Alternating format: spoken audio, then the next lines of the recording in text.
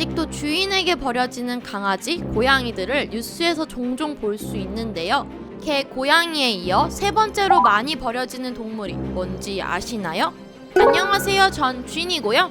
망하기 전 알아야 할 이슈를 똑똑하게 정리해드립니다.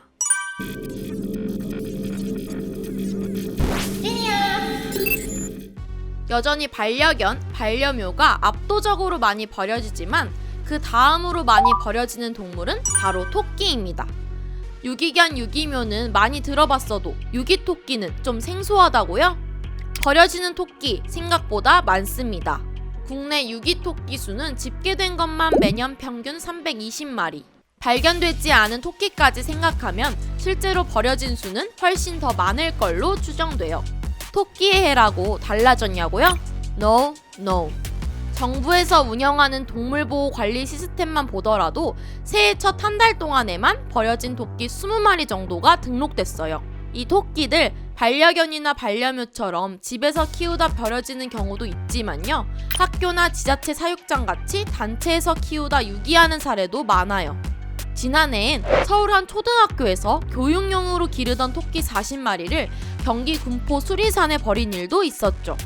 한때 서울 몽마르트 공원이나 올림픽 공원 같은 곳에서 버려진 토끼들이 출몰하기도 했고요.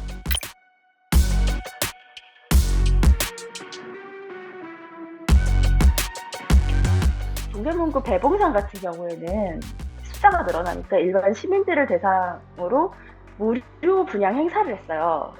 나눠주는 식으로 토끼를 처리를 하다 보니까 그 직후에 동대문에서 토끼 유기가 늘어났어요.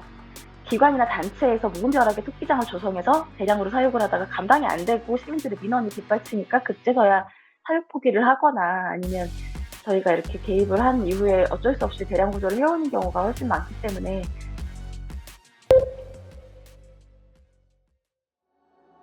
사람 손에 길러지다 자연에 버려진 토끼들의 운명은 어떻게 될까요? 동물이니까 자연에 돌아가면 괜찮다? 라고 생각하면 오산. 국내에 입양되는 반려용 집토끼는 대부분 굴토끼. 보통 펫숍이나 마트에서 쉽게 구할 수 있는 토끼가 바로 이 굴토끼죠. 산토끼인 매토끼와는 전혀 다른 특성을 갖습니다. 집토끼들은 산토끼보다 몸집이 작고 주로 실내에서 사람 손에 길러지기 때문에 야생에서 살아남기 힘들어요. 자연에 방치된 집토끼들이 어떤 곤욕을 치르냐면요.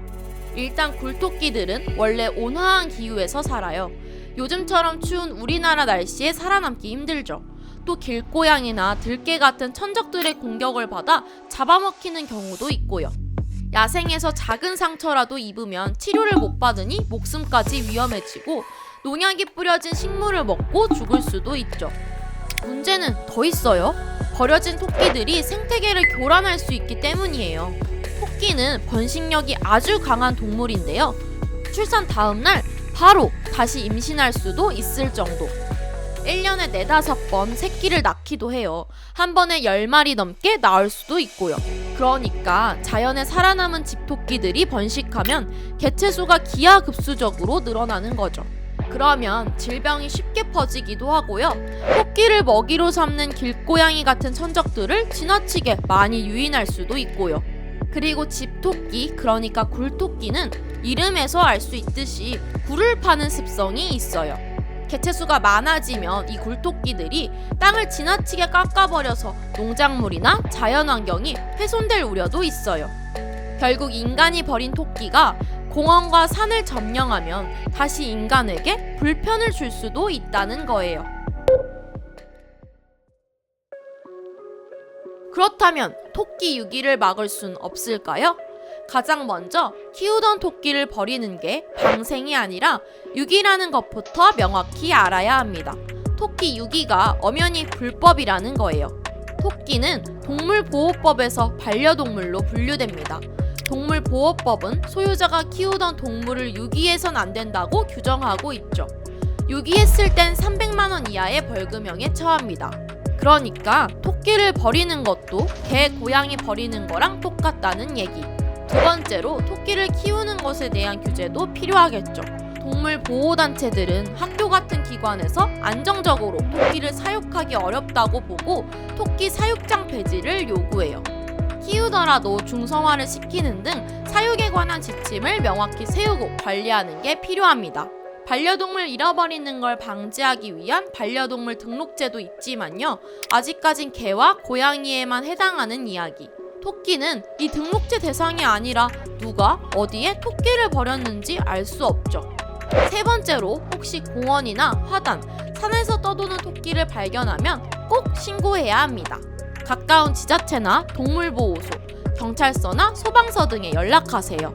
마지막으로 토끼를 정말 사랑한다면 구조된 유기토끼를 입양하는 방법도 있어요. 아직까지 펫숍이나 마트, 인터넷에서도 2만원 정도면 토끼를 살 수 있다는 게 안타까운 현실.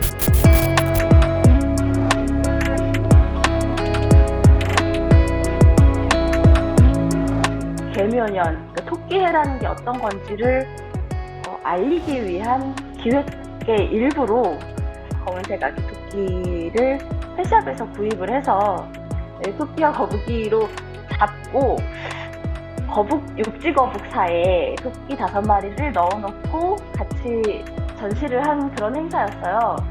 그래서 저희가 이런 항의를 하고 또 시민분들이 이제 SNS에서 뭐 댓글도 달고 하셨겠죠. 이렇게 그냥 바로 소리 소문 없이 토끼들을 다 치워버렸어요. 그래서 나중에 이렇게 사는 게 쉬우니 버리기도 쉬워지는 건 아닐까요? 물론 입양할 때는 토끼를 키우는 방법을 잘 숙지하고 다시 유기하지 않도록 하는 신중함이 꼭 필요하겠죠? 데리고 올 때 무슨 명목으로 토끼를 사왔느냐, 어떤 돈을 썼느냐라고 물어봤을 때 재료비라고 했어요. 그러니까 하나의 생명으로 보지를 않는 이거부터 이렇게 인식 개선이 앞서야지 볼거리로 이용을 하겠다 이런 생각을 안 하겠죠. 특히 올해는 검은 토끼의 해 개묘년입니다.